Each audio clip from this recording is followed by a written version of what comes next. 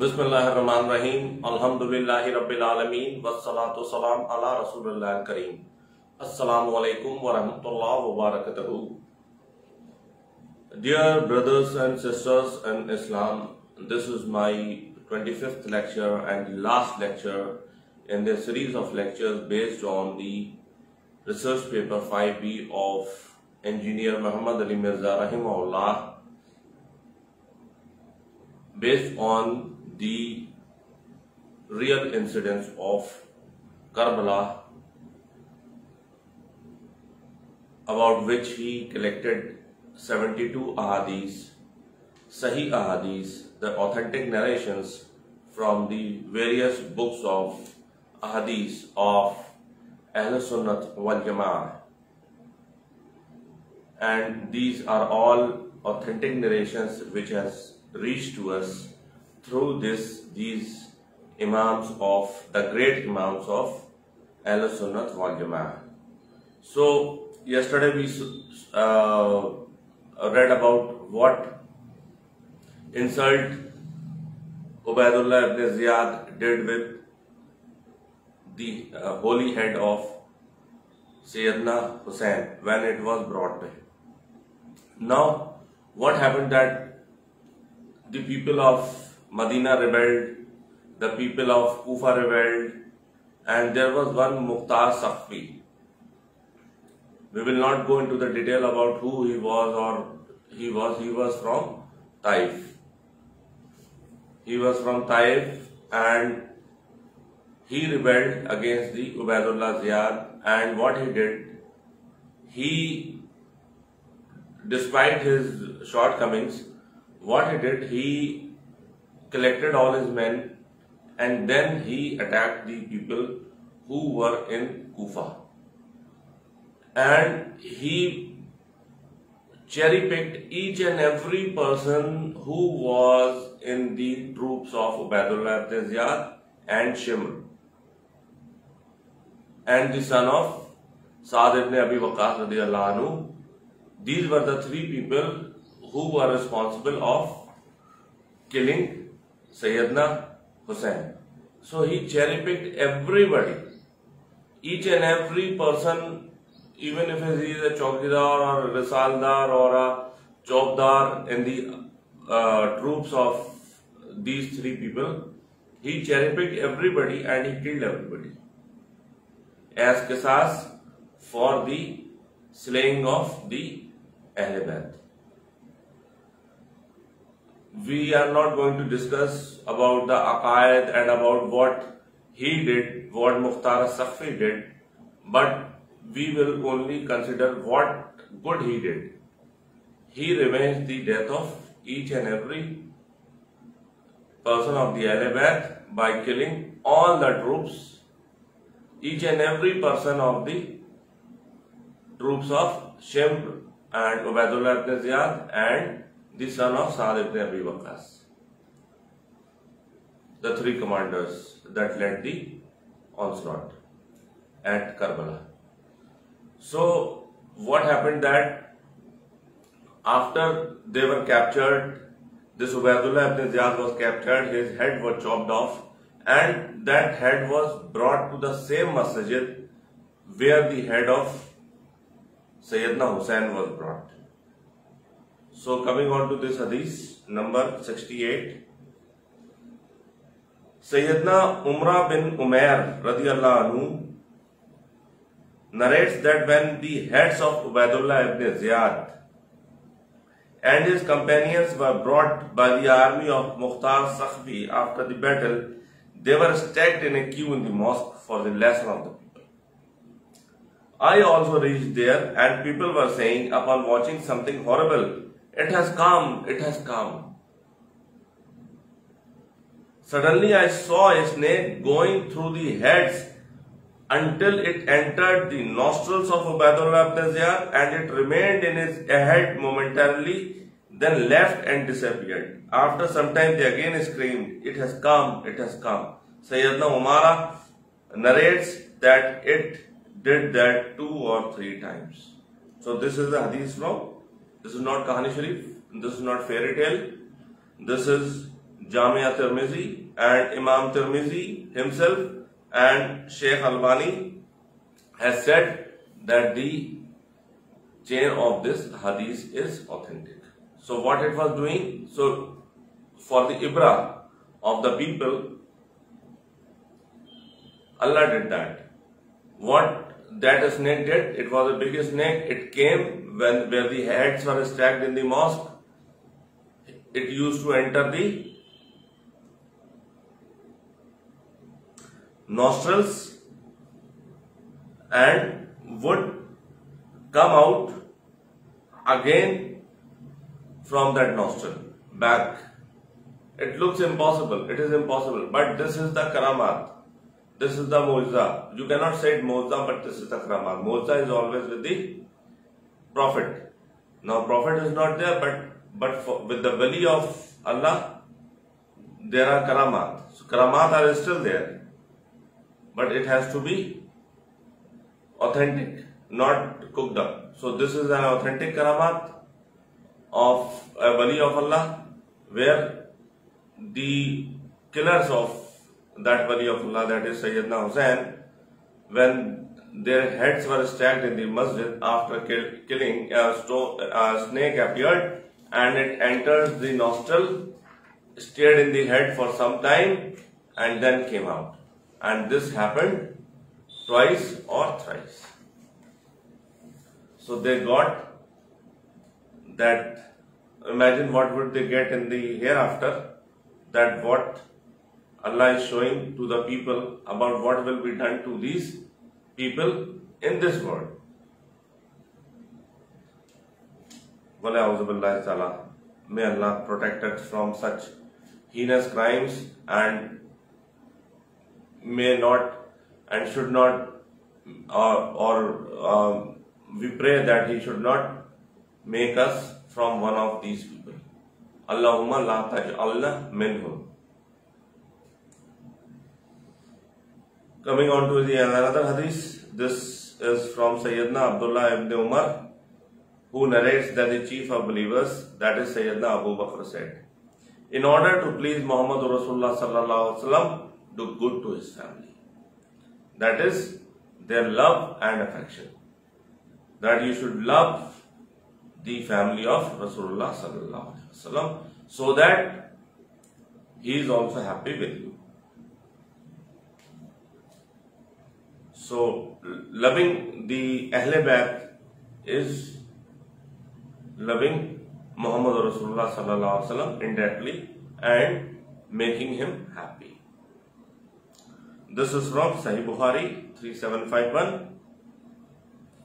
In another wording of Jamia Tirmizi and Al-Mustadrak lil Hakim is that Sayyidina Abdullah bin Abbas radiyallahu anhu narrates that the Messenger of Allah sallallahu alaihi wasallam said, love Allah, for He nourishes you with His blessings.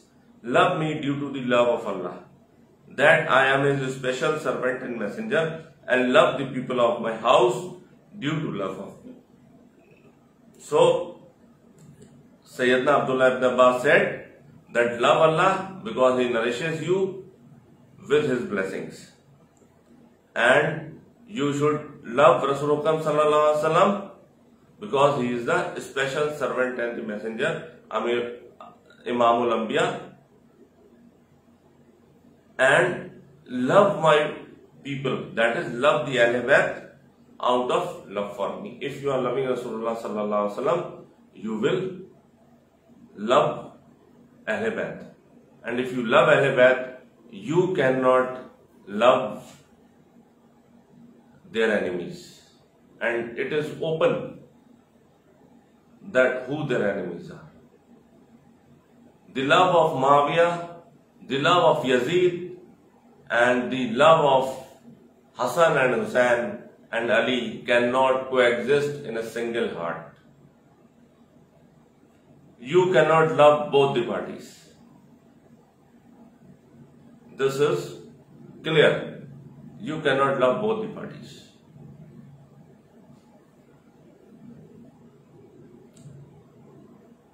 Sheikh Zubair Alizai has said that the chain of this hadith is authentic, And in Al-Musraddiq lil Hakim 4716, Imam Hakim and Imam Zahabi has said that the chain is authentic. Coming on to hadith number 70, Sayyidina Abu Hurairah radiyallahu anhu narrates that the Messenger of Allah sallallahu alaihi wasallam comes to us with Sayyidina Hasan and Sayyidina Hussain on his shoulders, kissing them alternatively until he came to us. Then a man said, "O Messenger of Allah sallallahu alaihi wasallam, do you love them?" He sallallahu alaihi wasallam replied, "Yes, whosoever loves them has loved me, and whosoever hates them has hated me." So now Rasulullah sallallahu alaihi wasallam says that whosoever loves them loves me, and whosoever hates them hates me. Then what will happen of that party who has killed them? This is just nothing but common sense. You don't have to have taqwa or anything for taqwa is no doubt ultimate, but this is just common sense. That if Rasulullah sallallahu alaihi wasallam loves a certain person and you kill him, then what will become of you? And now you are loving those persons who killed them. You are saying the false fazail of the party. You are calling Yazid Rahmatullah alayh. Then what will happen to you? There is one man by the name of Kifayatullah Sanabali. He is a Nasbi. He is a Nasbi of the highest order in this continent. He has written a book, and on that book, what he has written, he is trying to hoodwink. He has written Muawiyah ibn Yazid. In fact, he has written Yazid ibn Muawiyah rahmatullah alayh or radiyallahu anhu. Now, if you have got some knowledge about the language, if you are writing Muhammadur Rasulullah or writing Muhammad ibn Abdullah sallallahu alayhi wasallam, then to whom are you giving the salutations? You are giving the salutations to Muhammad sallallahu alaihi wasallam and not to his father, that is Abdullah. So they have written, the title of that book is Yazid ibn Muawiyah radiyallahu anhu. And what he is saying, no, I am saying radiyallahu anhu to Muawiyah. How can anybody say radiyallahu anhu and rahmatullah alayh to Yazid, the Palid, the vile? How can anybody give duai kalimat to the person who has killed Hussain and Hassan? Nobody can. Nobody in his senses can.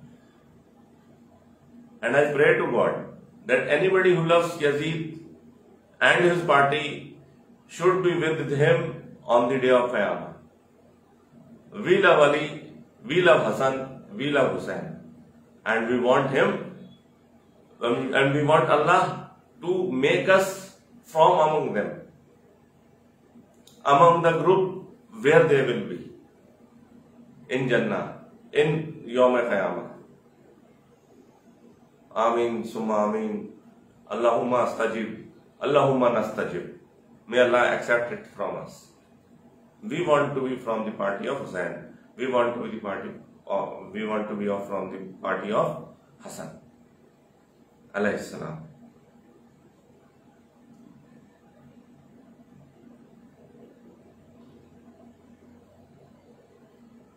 So this is also a Sahih Hadith from Mustadrak lil Hakim 4777. Imam Hakim, Imam Zahabi and Sheikh Zubair Ali rahimahullah has said in Fadail Sahaba that the chain of this hadith is authentic. Now coming on to the penultimate hadith of this research paper, Sayyidina Abu Sa'id Khudri narrates that the Messenger of Allah sallallahu alaihi wasallam said, "By He in whose hands is my life, no man will have malice for the family of my household except that Allah will put him in hell." So if you have malice for the household of Rasulullah sallallahu alaihi wasallam, then you will be in hell. That is guaranteed by Rasulullah sallallahu alaihi wasallam. And likewise, if you see it in the other way, that if you sing qasida and eulogize or sing praises of the enemies of Hussein and the enemies of Hassan and the enemies of Ali, then also you will be in hell, inshallah.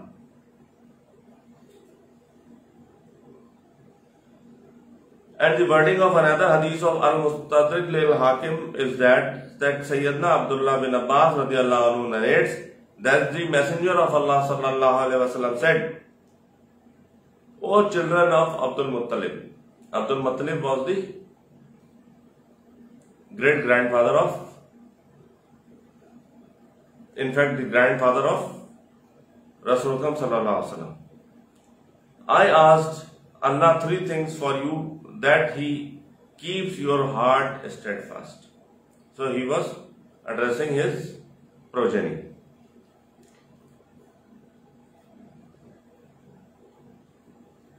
Three things for you, that He keeps your heart steadfast, that He guides your astray, and He provides knowledge to your illiterates. And I also ask Allah that He make you generous, brave and kind. So these are the three things that Rasulullah sallallahu alaihi wasallam prayed to Allah for his progeny, for his household. And remember, he further said, Rasulullah sallallahu alaihi wasallam further says, and remember, if a man prays standing between the black stone, that is the Hajar Aswad at the Kaabatullah, and Maqam Ibrahim, such an auspicious place, between the place where the Imam of Kaaba stands nowadays. If a man prays standing between black stone and Maqam Ibrahim and fasts, and he also fasts also, and along with that he meet Allah after the death on the day of judgment with malice for the household of Muhammad sallallahu alaihi wasallam, he will necessarily go to hell. So all the people who fought with him and their progeny and the people who are now loving the opponents of the Ahlul-Bayt, the opponents of Ali, opponents of Hassan, opponents of Hussain, opponents of Zainul Abidin, and opponents of all the people of the household of Rasulullah sallallahu alaihi wasallam. And this opposition of the household of Rasulullah sallallahu alaihi wasallam went on through Banu Umayyah. That is well evident. We have went through all these ahadith. It went on during the time of Abbasids also. It went on. They killed so many of the people of the Ahlul-Bayt. Initially they granted throne to Sayyidina Jafar, Imam Jafar Sadiq Rahmatullah alayh. But that was only half-hearted approach. After that they assumed power, the Abbasids assumed power, and then they started killing the Ahlul-Bayt. And this is going on till now also. So many rulers, the governors have killed the members, the people of the Ahlul-Bayt. So everybody being on Tawheed is a prerequisite to go to Jannat. But there are people who will have malice for the household or love for the people who fought against them, will surely go to hell. Going to hell does not mean that they will be there forever. It is only up to Allah till when He wants them to be in hell, or He wants them to be in hell forever. So, keeping malice and loving the enemies of Ahlul-Bayt, the enemies of Ali, Hassan and Hussain, will make you suffer, inshallah. So my words may be harsh, but they are true. Wallahu alam. I am not talking from my own pocket. These are the Sahih Hadith, the narrations of Rasul sallallahu alaihi wasallam through so many Sahaba Karam, through so many Aimma Ikram, through so many Tabi'i, Taba Tabi'i, and the Wali of Allah, Awliya of Allah. So these are the things.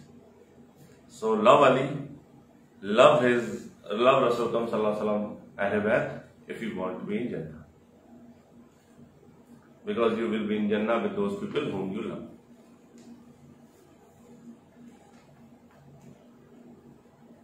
So this is also an authentic hadith. And coming on to the final hadith, Sayyidina Ibrahim Nakhai Rahmatullah alayhi, he is an imam he is a tabi, and he is an imam of Ahl Sunnah wal Jama'ah. He says that if suppose that day I were amongst those who killed Sayyidina Hussain, then suppose that I was forgiven by Allah and I entered paradise. So he is skeptical whether these people who have killed Sayyidina Hussain will ever be pardoned by Allah. So he says, suppose that they are forgiven and they entered paradise, and he being along one of them, he is just supposing, then I would be ashamed to pass by Muhammad sallallahu alaihi wasallam, lest he sallallahu alaihi wasallam should look in my face that this was the killer of Sayyidina Hussain. So even if he's saying, he's just saying, supposing that if he was from among the killers, from the party of the people who have killed Sayyidina Hussain, and suppose he is pardoned, and suppose he reaches paradise, and suppose he reaches the Kausar, and suppose he comes face to face with Sayyidina Rasul sallallahu alaihi wasallam, and Rasul sallallahu alaihi wasallam would look into my face and would ask that, are you one of the killers of Hussain? So what would be the situation? How could anybody face Rasul sallallahu alaihi wasallam after killing Sayyidina Ali, after killing Sayyidina Hussain, after killing Sayyidina Hassan? It is just like Abu Jahl. How could anybody face Rasul sallallahu alaihi wasallam after killing Sayyidina Hamza, the killer of Sayyidina Hamza, Washi, who became a Muslim? When he came to Rasul sallallahu alaihi wasallam and accepted his bayat, accepted Islam, Rasul sallallahu alaihi wasallam inquired that, you are the same person who killed Sayyidina Talha? He said yes. So he said, Washi, I accept your Islam, but don't show me your face. So if anybody, because it is a normal thing that you love your children more than your uncle, that you love your children more than your grandfather, more than your father. Everybody is like that. You love your children more than your grandfather or your father or your uncle. Sayyidina Talha, Sayyidina Hamza was his uncle, and he was his killer. And he told that even after accepting Islam, because there is in Islam, if you accept Islam, then all your previous sins are washed away. His previous sins were washed away. But Rasulullah sallallahu alaihi wasallam said, who is the epitome of humanity, who is epitome of love, who is the epitome of kindness, of humanity, he was unable to forget his uncle. He said, don't show me your face. So what will happen of this Yazid fellow? What will have happen to the opponents of Sayyidina Ali? Only God knows.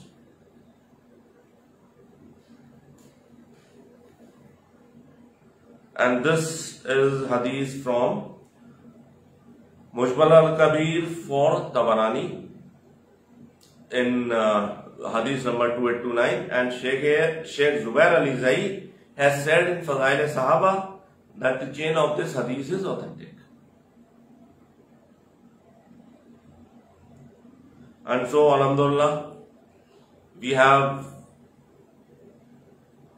covered the 72 hadiths in 25 lectures on the real incidents of Karbala in English in this vlog. And I pray to Allah that I have done many mistakes which I myself know and which Allah knows and what lot of other people knows. Then I pray to Allah to forgive them and to accept those, because either they are from Shaitan or either they are from me. And whatever is good in this series of lecture is from Allah. So Allah accept our time that we have put in it for the love of the Ahl Bayt and for the love of the Islam, and forgive us and make our place along with Rasulullah sallallahu alaihi wasallam in Firdaus al-A'la. Ameen Ya Rabbul Alameen. Allahumma astajib, Allahumma nastajib. May Allah accept it from us. So there is one parting advice from engineer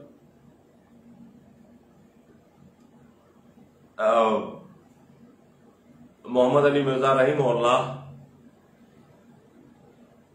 who says that when Nasbi and Yazidi scholars, Nasbi are the people who hate Sayyidina Ali,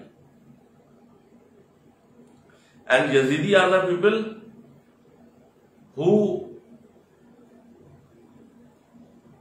eulogize Yazid and make a lot of excuses to defend him. So these two, and don't feel bad about it that all these people are in the people of Ahl Sunnah wal Jama'ah, and no section is devoid of them. In some factions there are many, but in some factions there are few. Many are found in the Ahl Hadith, the so-called Ahl Hadith. Then comes the Deobandis, and the least are in the Barelvis. But nowadays people are becoming Nazbis in Barelvis also. They are making, just for political gains, they are making slogans like Beqadar, Bekhata, Muawiya, Muawiya. Nauzubillah. How can Muawiya bin Abi Sufyan be innocent? He is not. So, the last advice from Engineer Muhammad Ali Mirza is that when Nazbi and Yazidi scholars leveled a strong allegation of being Rafizi, that is Shia, on Imam of Ahl Sunnah, Imam Muhammad bin Idris al-Shafi'i, who died in 204 Hijri. He is one of the great Imams of Ahl Sunnah wal Jama'ah, and he was a great lover of the Ahl Bayt, and every Muslim is, every true Muslim is.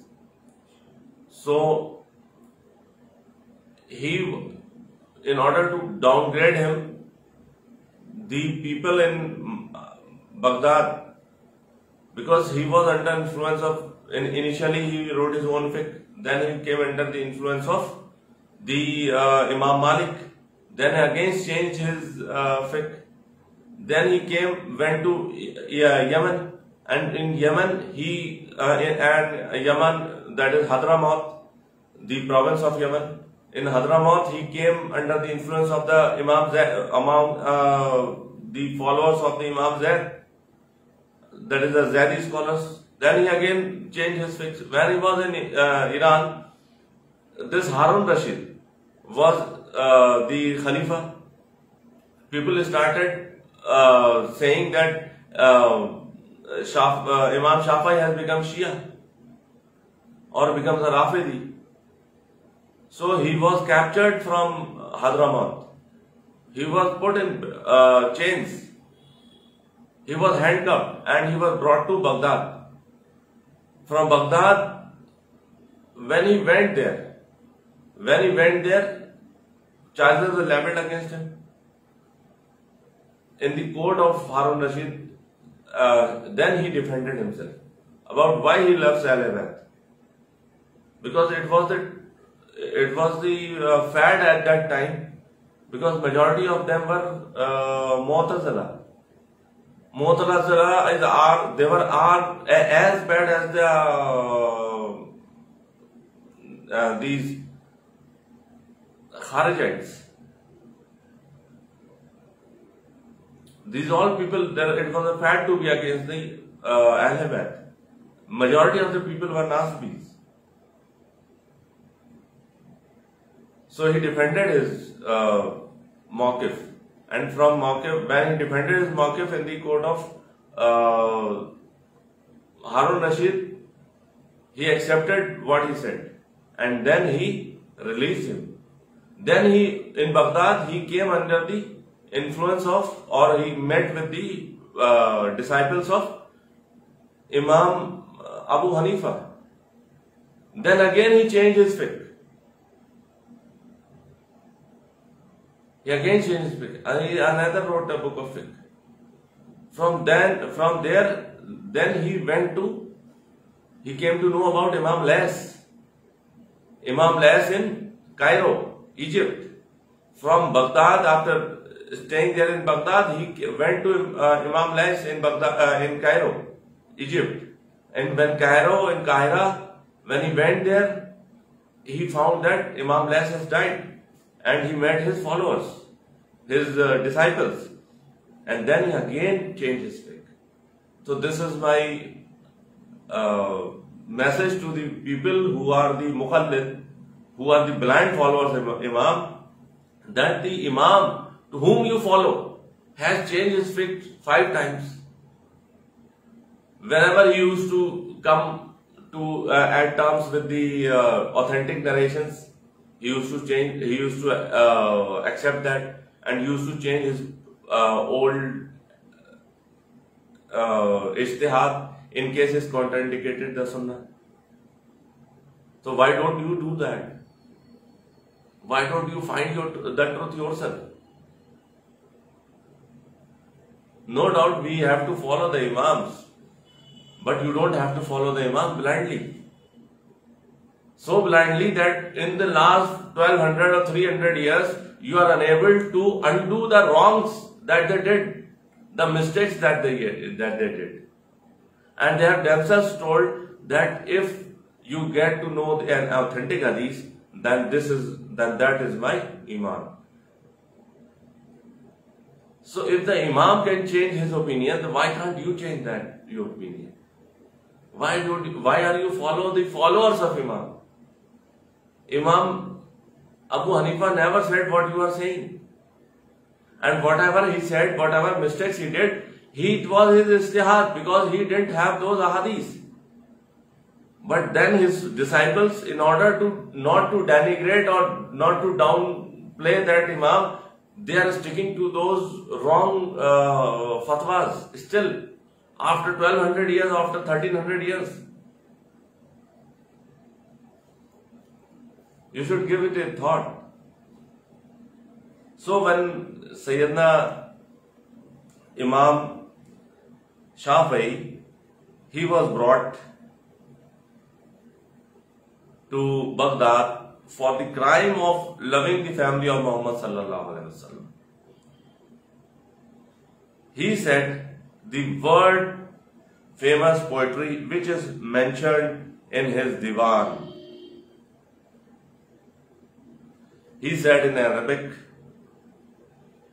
in kana rabdan habbo ala Muhammad, hibbo ale Muhammad, falay shahad as-saqlan an-nira. Inna kana rabdan hibbo ila Muhammad falayas hado al-saqlan in-nira. So this is present in his diwan, and it means that if suppose that being a Rafzi means loving the family of Muhammad sallallahu alaihi wasallam, then let the two race of mankind and jinn bear witness that I am a Rafzi. So he said that if you say that loving Ale Muhammad is being a Rafzi, then let's be sure that I am a Rafzi, though not in the way that Rafzis do.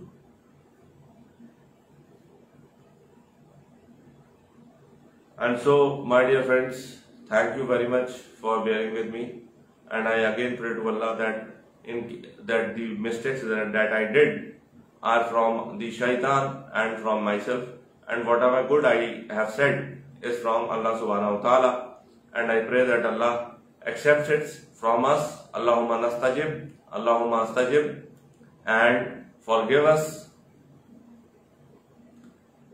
and inshallah my next vlog will be based on the research paper 5A, and this is based on what is the Rafizis, the Nasbis and the Yazidis, how to differentiate between a Nasbi, Yazidi and a Rafizi. And this is a research paper based on the Aqidah of Ahlus Sunnah wal Jama'ah, and again this is compiled by Engineer Muhammad Ali Mirza Rahimahullah, and I thank Allah for, though I did not did justice to the topic, but still I tried my best to bring up to you the truth. Wallahu alam. Subhanakallahumma wa bihamdika nashhadu an la ilaha illa nastaghfiruka wa atubu ilaik wa ma alayna illa al-balagul mubin. Jazakumullahu khair.